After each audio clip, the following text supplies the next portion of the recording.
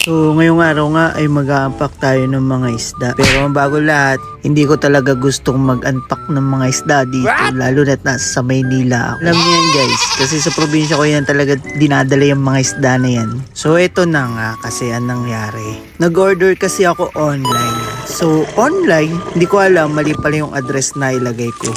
So, imbis na sa Batangas siya mapunta, dito siya sa Maynila napunta. Aray mo.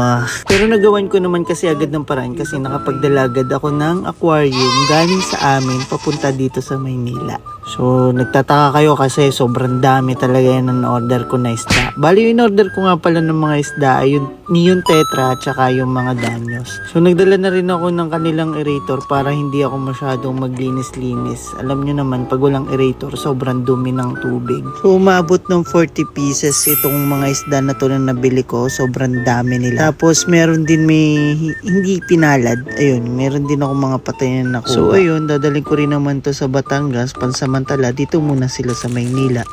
Kaya, let's go. Ito na yung aking setup.